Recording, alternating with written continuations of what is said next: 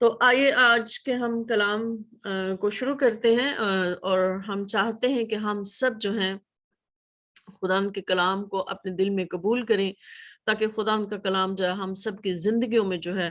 وہ بھرپور کام کرے اور ہماری زندگیوں میں پھل لائے۔ تو آئیے ہم خدا کی شکر گزاری کرتے ہیں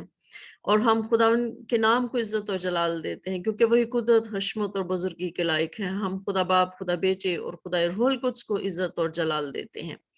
تو میں چاہوں گی کہ سب جو یہاں پر موجود ہیں، ایک بہت بڑی جماعت ہے جو خداوند کی یہاں پر موجود ہے، میں چاہوں گی کہ زوردار تعلیم جائے خداوند کے جلال کے لیے، کیونکہ ہم سارا جلال عزت خداوند کو دیتے ہیں۔ تو ہم خداوند کے لیے زوردار تالیاں بجاتے ہیں، کیونکہ جب ہم خداوند کے لیے تالیاں بجاتے ہیں تو ابلیس جو ہے وہ شرمندہ ہوتا ہے، وہ بھاگتا ہے۔ اور ہم نے ہر بات میں خداوند کے نام کو عزت و جلال دینا ہے۔ ہم نے ہمیشہ خداوند کو جو ہے وہ بڑھاوا دینا ہے، اپنے آپ کو کم کرنا ہے۔ اور کیونکہ ابلیس بھی اسی وجہ سے گر گیا، کیونکہ اس نے بھی غرور اور تکبر میں آ کر جو ہے اس نے اپنا مقام کھو دیا۔ تو آئیے ہم آج کا جو ہے وہ کلام شروع کرتے ہیں۔ تو آج ہم جو ہے وہ سیکھیں گے ٹیمپٹیشن کے بارے میں، آزمائش کے بارے میں کہ یہ کیا ہے۔ ویسے تو یہ ہے کہ ایک دو چیزیں ہیں بائبل میں ہمیں بتاتی ہیں کہ ایک امتحان ہے، ایک ٹیسٹ ہے جو ہمارے ایمان کا ٹیسٹ کیا جاتا ہے، اور ایک آزمائش ہے جس میں انسان گرتا ہے۔ تو ہم آج آزمائش کے بارے میں سیکھیں گے، امتحان کے بارے میں ہم بعد میں سیکھیں گے، اور آزمائش پر ہم قابو کیسے پا سکتے ہیں وہ بھی ہم بعد میں سیکھیں گے، کیونکہ اگر ہم یہ سارا ایک ہی اس میں شروع کریں یا ایک ہی میں ہم کرنے کی کوشش کریں تو بڑا مشکل ہو جائے گا۔ تو میں چاہوں گی کہ آج ہم صرف آزمائش پہ بات کریں۔ تو میں صرف اتنا چاہوں گی، اتنا کہوں گی کہ آزمائش جو ہوتی ہے وہ کبھی بھی خدا کی طرف سے نہیں ہوتی، لیکن امتحان جو ہوتا ہے، جو ہمارے ایمان کا امتحان ہوتا ہے، وہ خدا کی طرف سے ہوتا ہے۔ اور یہ دونوں چیزیں جو ہیں ہر انسان کو اس میں سے گزرنا پڑتا ہے، آزمائش میں سے بھی اور امتحان میں سے بھی۔ اور ہر شخص جو ہے اس میں سے گزرتا ہے، اور اس میں سے گزرنے اور اس میں سے نکلنے کے لیے جو قوت ہے وہ ہمیں خداوند کی طرف سے ملتی ہے۔ دونوں کی طرف سے جو قوت ہے وہ ہمیں خدا سے ملتی ہے، خدا میں یسوع مسیح سے ملتی ہے، خدا کی قدرت سے ملتی ہے۔ لیکن ہمارے لیے یہ سیکھنے کی بات ہے کہ آزمائش جو ہے وہ کبھی بھی خدا کی طرف سے نہیں ہوتی، اور نہ ہی جو ہے وہ خدا جو ہے اس بات سے ہمیں بدی سے خدا ہمیں کبھی بھی نہیں آزماتا۔ تو ہم سب یہ جانتے ہیں کہ خدا کا کلام ہمیں سکھاتا ہے کہ آزمائش جو ہے وہ ہمیشہ خواہش سے جنم لیتی ہے۔ انسان کے اندر جو انٹرنل اس کی جو زندگی ہے، جو اس کے انٹرنل جو اس کی پرسنالٹی ہے، جو اس کے اندر جو خواہشات پیدا ہوتی ہیں، وہ خواہشات اس کو آزمائش کی طرف لے کر جاتی ہیں۔ وہ خواہشات جو ہیں وہ اچھی خواہشات بھی ہوتی ہیں اور بری خواہشات بھی ہوتی ہیں، اور جو بری خواہشات ہوتی ہیں وہ انسان کو جو ہے وہ گناہ کی طرف لے کر جاتی ہیں۔ وہاں سے جو بری خواہش سے جو ہے وہ گناہ جنم لیتا ہے، اور پھر جب گناہ جنم لیتا ہے تو خدا کا کلام ہمیں سکھاتا ہے کہ وہ گناہ سے گناہ پیدا ہوتا جاتا ہے، اور پھر انسان جو ہے گناہ کی دلدل میں دھستا جاتا ہے، جہاں سے اس کے لیے نکلنا بڑا مشکل ہو جاتا ہے۔ اور جو آزمائش ہے وہ ہمیں خدا سے دور کر دیتی ہے، لیکن امتحان جو خدا ہمارے ایمان کا کرتا ہے، جب ہم اس میں کامیاب ہو جاتے ہیں تو ہم خدا کے اور زیادہ قریب ہو جاتے ہیں، ہم اور زیادہ خدا کو جاننا شروع ہو جاتے ہیں۔ لیکن آزمائش ہمیں خدا سے دور لے جاتی ہے اور گناہوں کی زندگی میں ہمیں لے جاتی ہے۔ تو خدا کے کلام میں لکھا ہے کہ اگر کوئی شخص جو ہے وہ آزمایا جائے تو وہ یہ نہ کہے کہ میں خدا کی طرف سے آزمایا گیا ہوں، کیونکہ بذات خود جو گناہ ہے، جو ہمارے اندر جو ہے، ہمارے جو انٹرنل جو لائف ہے، جو ہم اپنے اندر رکھتے ہیں، جو دوسرا کوئی نہیں جانتا، وہ جو ہے وہ سب گناہ کو جو ہے وہ پیدا کرتی ہے۔ اس لیے ہمیں بائبل میں ہمیں بہت سی ایسی مثالیں ملتی ہیں جس میں ہمیں یہ بتایا گیا ہے کہ بہت سے لوگ جو ہیں وہ ان آزمائشوں میں پڑے، اور جو ہیں کچھ تو اس میں گر گئے اور کچھ اس میں سے نکل گئے، بعد میں نکل گئے۔ کس طرح سے یہ سارا ہم جو ہے بائبل میں سے آج دیکھیں گے۔ تو اس میں سب سے پہلی مثال جو ہے آدم اور حوا کی ہے۔ ہم سب جانتے ہیں کہ جب ابلیس جو ہے، سانپ جو ہے وہ حوا کے پاس آتا ہے، اور یہ ابلیس کا جو ہے وہ ایک ٹیکٹ ہے کہ وہ ہمیشہ آ کے مطلب کان میں، وہ عورت کے کان میں جو ہے وہ پھسپھساتا ہے، یعنی وہ بڑی ہی خاموشی سے وسپر کرتا ہے ہمارے کان میں، اور اسی طرح سے اس نے ہوا کے کان میں بھی جو ہے وہ سرگوشی کی، وسپر کا مطلب ہم اردو میں اس کو کہتے ہیں کہ سرگوشی کی، یعنی اس نے اس کو خاموشی سے آہستہ سے اس نے اس کو پوچھا کہ کیا واقعی خدا نے تم لوگوں کو جو ہے باغ کے ہر درخت کا پھل کھانے سے منع کیا ہے؟ یعنی کہ وہ عورت کو جو ہے آزمانا چاہتا ہے، یا عورت کے اندر اس نے جو ہے وہ خواہش پیدا کی، اور عورت کے اندر اس نے جو ہے اس درخت کے بارے میں، ہم پورا اگر اس کو پڑھیں، ہم حوالہ نہیں پڑھیں گے لیکن اس میں جب ہم پورا حوالہ پڑھیں گے، لاسٹ ٹائم ہم نے میرا خیال ہے آپ کے ساتھ ہی ہم نے اس کو پڑھا تھا، کہ جب وہ اس سے بات کرتا ہے تو وہ عورت کے اندر جو ہے اس پھل کو کھانے کی خواہش پیدا کرتا ہے۔ وہ جب اس کے اندر خواہش پیدا کرتا ہے تو وہ جو ہے وہ واقعی جب عورت اس درخت کی طرف دیکھتی ہے، اس پھل کی طرف دیکھتی ہے، تو اس کے ذہن میں اس کے دل میں یہ خواہش پیدا ہوتی ہے کہ کتنا یہ خوبصورت ہے، اس کی آنکھوں کو یہ بڑا ہی خوبصورت لگتا ہے، بڑا ہی خوشنما پھل لگتا ہے، اور اس کو یہ بھی لگتا ہے کہ دیکھنے میں اگر یہ پھل اتنا خوشنما ہے، اتنا خوبصورت ہے، تو یقیناً یہ کھانے میں بھی بڑا لذیذ ہوگا۔ یعنی اس کے اندر یہ خواہش پیدا ہوتی ہے کہ میں اس کو دیکھ کے، میں اس کو لے کے چکھ کے تو دیکھوں کہ کیسا پھل ہے، اور اس نے واقعی وہی کیا کہ ابلیس نے جو اس کے اندر خواہش پیدا کی، اس خواہش کو جو ہے اس نے پورا کیا، وہ اس خواہش کو اپنے اندر جو ہے وہ دبا نہ سکی، اور اس نے وہ پھل لے لیا اور وہ پھل کھا لیا۔ اور اسی طرح سے ہم یہ دیکھتے ہیں کہ آدم اور حوا جو ہیں اپنے اس خواہش کی وجہ سے، دوسرا ان کے اندر اس نے یہ خواہش بھی پیدا کی کہ تم نیکی اور بدی کی پہچان میں جو ہے تم خدا کی مانند ہو جاؤ گے۔ یعنی ابلیس نے ان کے اندر ایک تو پھل کو دیکھنے، اس کو چکھنے کی خواہش پیدا کی، دوسرا اس نے ان کے اندر جو ہے اختیار کو لینے کی خواہش پیدا کی، ان کے اندر جو ہے خدا کے برابر ہونے کی خواہش پیدا کی کہ ہم جو ہے مطلب اس میں ہم بڑھ جائیں گے، ہمارے اندر یہ ہو جائے گا، ہمیں یہ فائدہ ہو جائے گا۔ یعنی ابلیس جو ہے ان کے اندر فائدہ ان کو بتاتا ہے کہ اس پھل کو کھانے سے آپ کو کیا فائدہ ہوگا، آپ جو ہے وہ نیک و بد کی پہچان میں خدا کے برابر ہو جاؤ گے۔ اس نے ان کے اندر خواہش پیدا کی، اور انہوں نے کیا کیا کہ واقعی وہ اس خواہش میں گر گئے اور جو ہے گناہ کر دیا، اور آدم اور حوا کا انجام ہم دیکھتے ہیں کہ پھر باغ عدن سے ان کو نکال دیا گیا، مصیبتیں اور مشکلیں ان کی زندگی میں جو ہیں وہ شروع ہو گئی۔ اور اس کے بعد ہم یہ دیکھتے ہیں کہ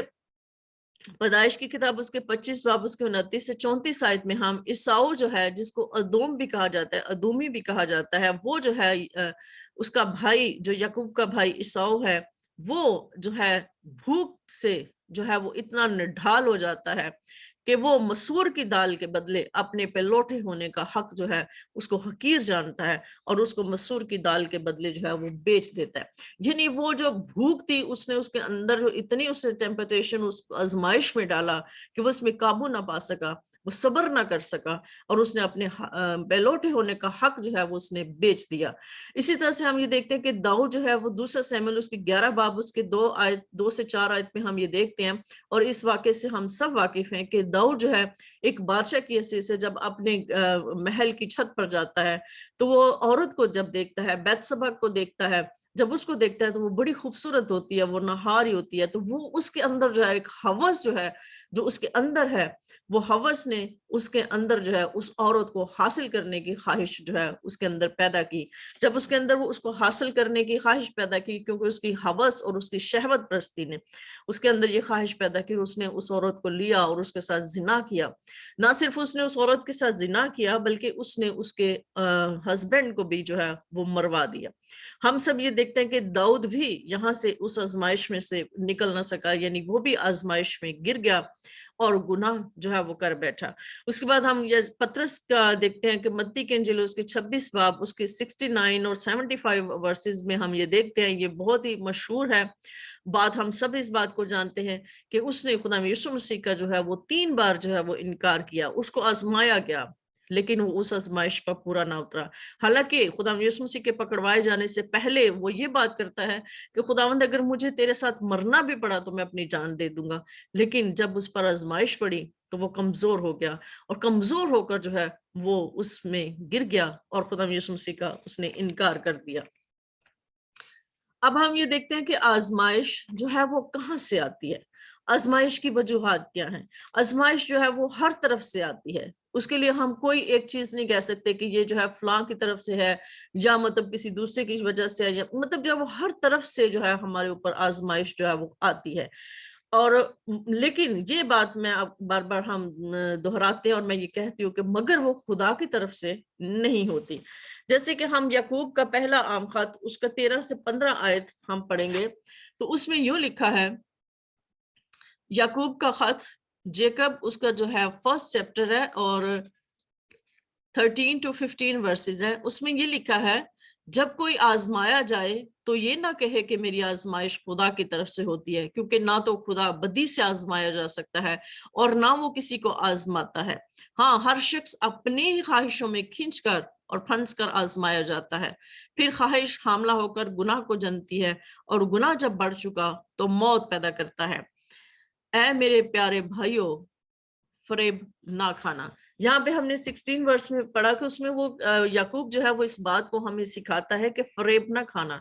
دھوکے میں نہ آ جانا، کیونکہ خواہش جو ہے ہمارے اندر کی جو خواہش ہے، جو بری خواہش ہمارے اندر پیدا ہوتی ہے، وہ ہمیں گناہ کی طرف لے کر جاتی ہے، وہ گناہ کو جو ہے ہمارے اندر پیدا کرتی ہے اور ہم پھر گناہ میں گرتے جاتے ہیں، اور گناہ در گناہ جو ہے وہ کرتے کرتے انسان جو ہے وہ موت کی طرف چلا جاتا ہے، یعنی ابدی ہلاکت کی طرف چلا جاتا ہے۔ ہم سب یہ دیکھتے ہیں کہ گناہ جو آزمائش ہے وہ ہمارے اس حوالے سے ہم نے دیکھا کہ جو آزمائش ہے وہ ہمارے جو اندرونی جو سرشت ہے، جو گناہ آلودہ سرشت ہے، ہم اسی لیے کہتے ہیں کہ انسان جو ہے فطرتاً جو ہے گناہ کرنا اس کی سرشت میں، اس کی نیچر میں شامل ہے۔ تو یہ جو گناہ ہے یا آزمائش ہے وہ ہماری انٹرنل جو ہماری ڈیزائرز ہیں، جو ہماری خواہشات ہوتی ہیں، جو ہماری نیچرل جو ہماری اندر کی جو سرشت ہے وہ گناہ آلودہ ہے، تو جس کی وجہ سے جو ہے ہم پر آزمائش آتی ہے۔ جیسے کہ رومیو اس کے 7 باب اس کی 16 سے 20 آیت میں میں پڑھنا چاہوں گی حوالہ، پالوس رسول جو ہے وہ اس بات کے بارے میں کہتا ہے، رومیو اس کا 7 باب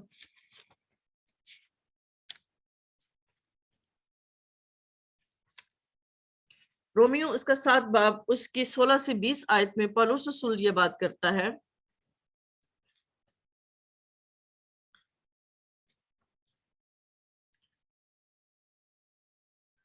اگر ہم 14 آیت سے پڑھ لیں تو اچھا ہے، اس کو ہم اس سے پڑھنا سٹارٹ کرتے ہیں۔ اس میں لکھا ہے، کیونکہ ہم جانتے ہیں کہ شریعت تو روحانی ہے، مگر میں جسمانی اور گناہ کے ہاتھ بکا ہوا ہوں، اور جو میں کرتا ہوں اس کو نہیں جانتا، کیونکہ جس کا میں ارادہ کرتا ہوں وہ نہیں کرتا، بلکہ جس سے مجھ کو نفرت ہے وہی کرتا ہوں،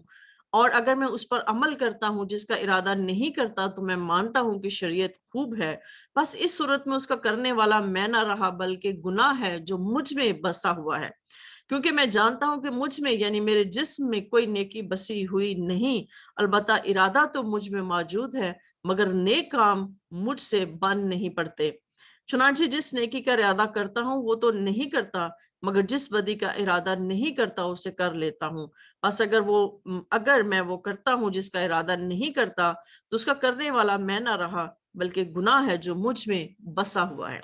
ہم سب جانتے ہیں کہ شروع سے ہی انسان کے اندر جو ہے وہ گناہ ہے، انسان کی جو فطرت ہے وہ گناہ کی طرف زیادہ مائل ہوتی ہے،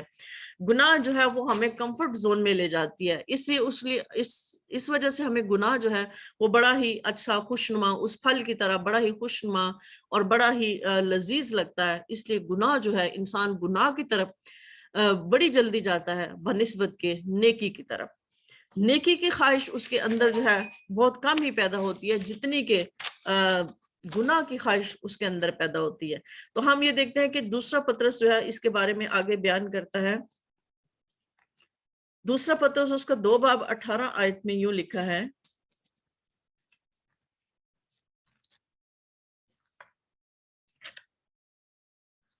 اس کا دوسرا باب اس کی 18 آیت میں ہم پڑھیں گے،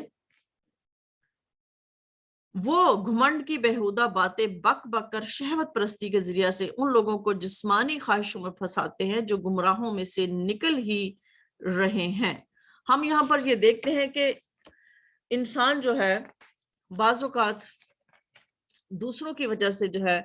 وہ بھی آزمائش میں گرتا ہے،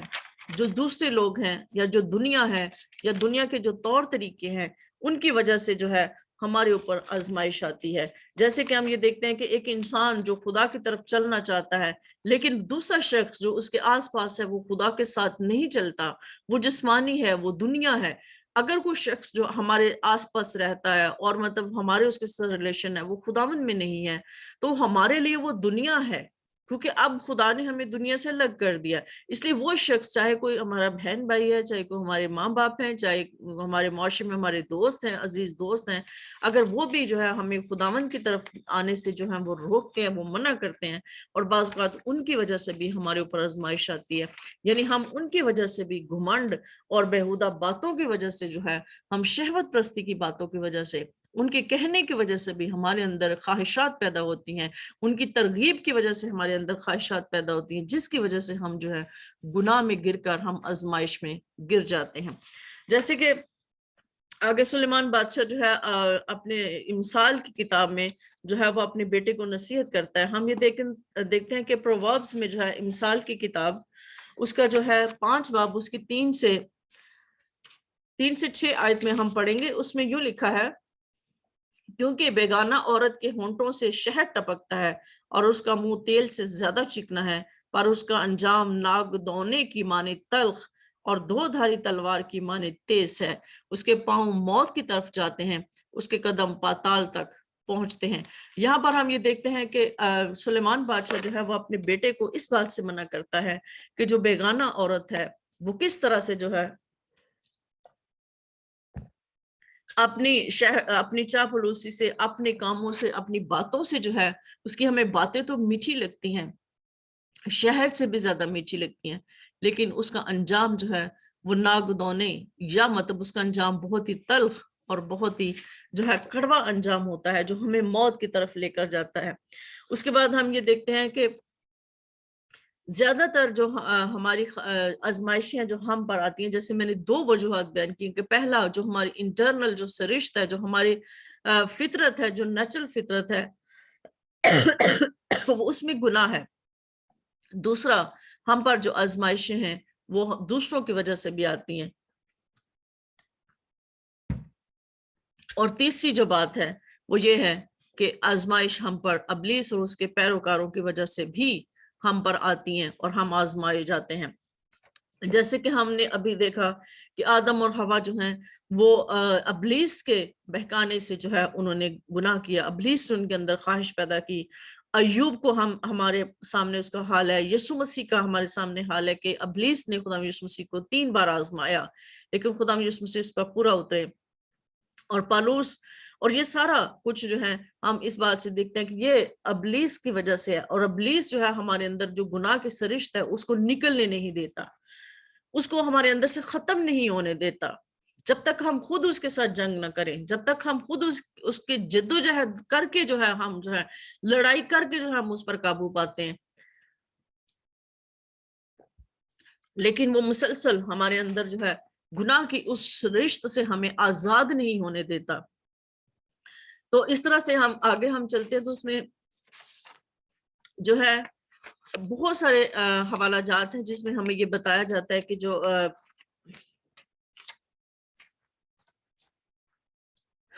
آزمائش جو ہے وہ کس طرح سے ہے، اور ابلیس سے ہم جو ہے وہ کیسے آزمائے جاتے ہیں، اور دنیا میں جو ہے وہ کس طرح سے ہمارے اوپر جو ہے وہ دنیا کس طرح سے ہمارے اوپر آزمائش کو لے کر آتی ہے. جیسے کہ پہلا یوحنا اس کے 2 باب اس کی 16 آیت میں بھی ہم یہ دیکھتے ہیں کہ جو کچھ دنیا میں ہے، یعنی جسم کی خواہش اور آنکھوں کی خواہش اور زندگی کی شیخی، وہ باپ کی طرف سے نہیں بلکہ دنیا کی طرف سے ہے. اس سے ہم نے یہ دیکھا کہ یہ میں نے آپ کو پہلے بتایا کہ اب دنیا کی ڈیفینیشن کیا ہے، یہ بھی میں نے آپ کو بتا دیا کہ ہر وہ شخص جو خداوند میں نہیں ہے، وہ آپ کے ارد گرد ہے، آپ کے آس پاس ہے، وہ دنیا ہے. وہ اس دنیا میں شامل ہے جو خدا میں نہیں ہے، وہ اس دنیا میں شامل ہے جو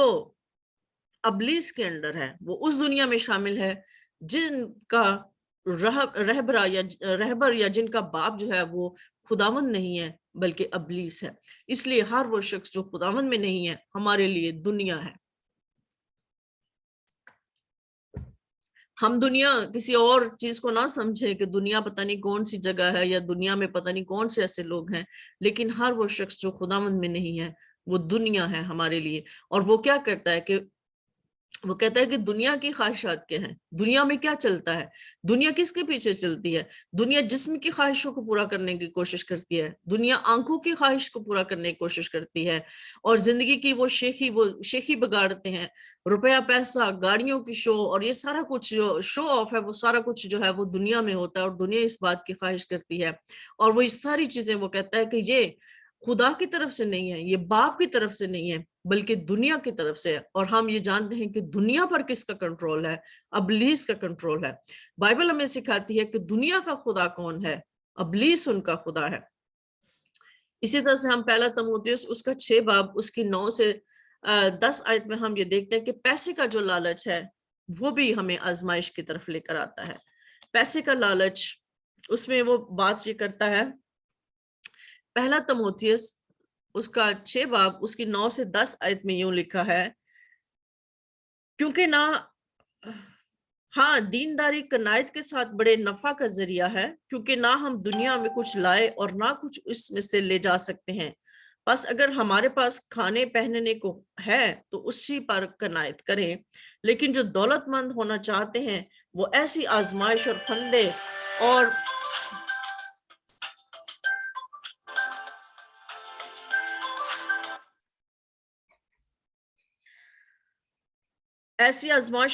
بہت سی بےہودہ اور نقصان پہنچانے والی خواہشوں میں پھنستے ہیں, جو آدمیوں کو تباہی اور ہلاکت کے دریا میں غرق کر دیتی ہیں.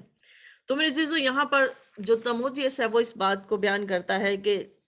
آزمائشیں جو ہم کس طرح سے آتی ہیں. پیسے کا لالچ, جب بہت زیادہ پیسہ کمانے کی خواہش ہمارے دل میں پیدا ہو جاتی ہے, جب جو دنیا کی طرح یا دوسرے لوگوں کی طرح ہم یہ چاہتے ہیں کہ ہمارے پاس بھی بڑے بڑے گھر ہوں, کوٹھیاں ہوں, جائیدادیں ہوں, اور ہمارا بھی ایک سٹیٹس ہو, ہم بھی جو ہیں بڑی بڑی گاڑیوں میں گھومیں, اور جو ہے ہمارا ایک واہ ہو سوسائٹی میں, معاشرے میں جہاں پر ہم رہتے ہیں,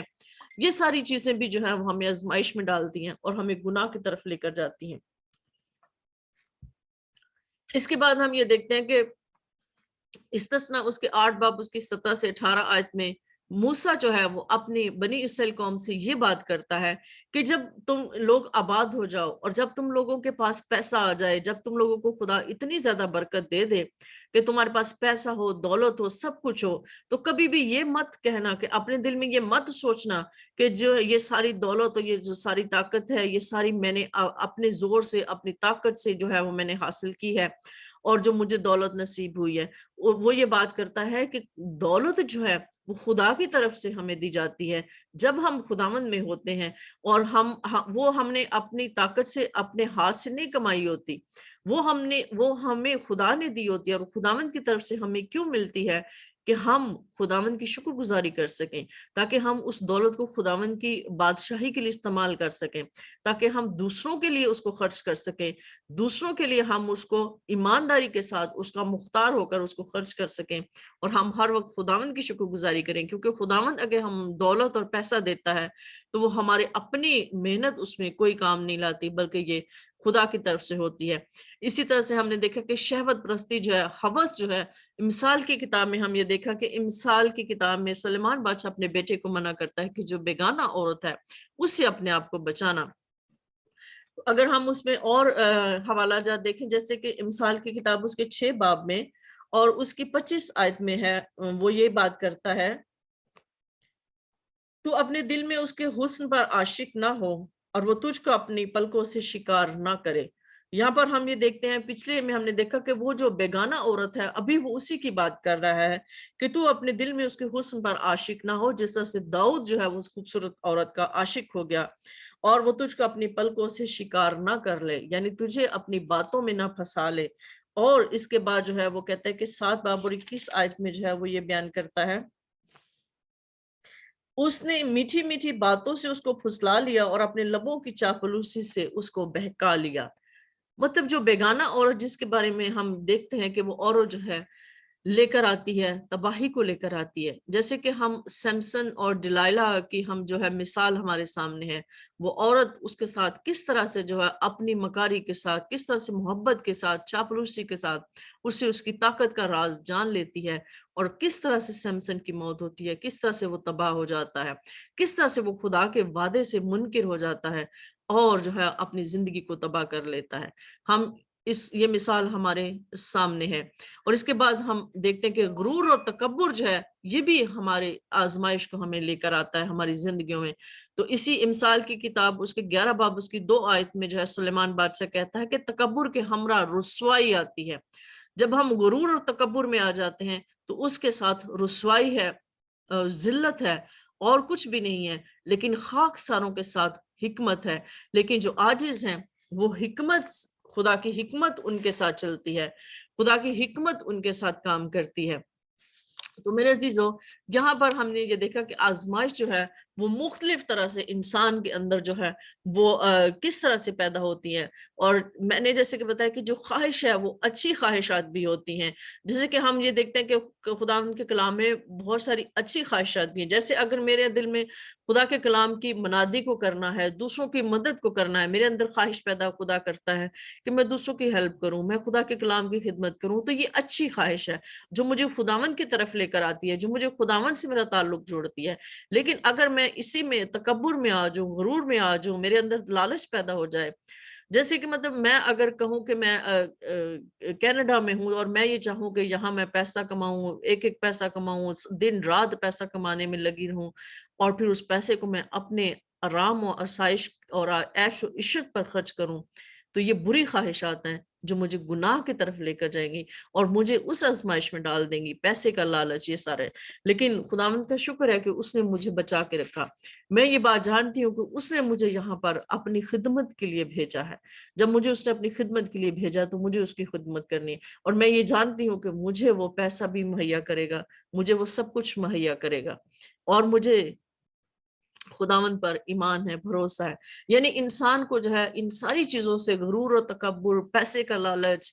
बुरी औरतें और दुनिया से जो है वो अपने आप को अलग रखना है। जैसे मैंने आपको बताया कि दुनिया की तारीफ क्या है। हर वो शख्स जो खुदावंद में नहीं है वो मेरे लिए और आपके लिए दुनिया है। चाहे वो मेरा सगा बहन भाई है, चाहे वो मेरा माँ बाप है, चाहे वो मेरा बड़ा ही दोस्त है, मेरा पड़ोसी है, या कोई और हमारे सोसाइटी में लोग हैं, वो हमारे लिए दुनिया है और हम दुनिया से अलग हैं। जैसे खुदा का कलाम हमें सिखाता है कि खुदा ने हमें दुनिया से अलग कर लिया। तो दुनिया से अलग करने का मतलब क्या है कि खुदा ने हमें उनसे अलग कर लिया। अब मेरी सोच में या हमारी सोच में और उनकी सोच में बड़ा फर्क है, क्योंकि हमारी सोच में खुदा की हिकमत नजर आती है, उनकी सोच में उनके बाप की हिकमत नजर आती है। जो खुदा हमें सिखाता है, खुदा का कलाम हमें सिखाता है कि वो झूठा है और झूठों का बाप है, जो हर तरह की ख्वाहिश पैदा करता है इंसान के अंदर, पैसे की ख्वाहिश, कुव्वत की, ताकत की, और गरूर और तकब्बुर की। और ये सारी चीजें मिलकर इंसान को ऐसी आजमाइश और ऐसे फंदे में फंसाती हैं कि इंसान का निकलना जो है वो बड़ा मुश्किल हो जाता है। तो मेरे जीजों, आगे अगर हमें टाइम मिलेगा तो हम इम्तहान के बारे में सीखेंगे कि हर शख्स का ईमान जो है वो खुदा की तरफ से टेस्ट किया जाता है, हमारा इम्तहान लिया जाता है, और फिर हम इसमें बात करेंगे कि हम आजमाइश में से कैसे निकल सकते हैं। खुदावंद इस कलाम के वसीला से आप सबको बरकत दे। आमीन।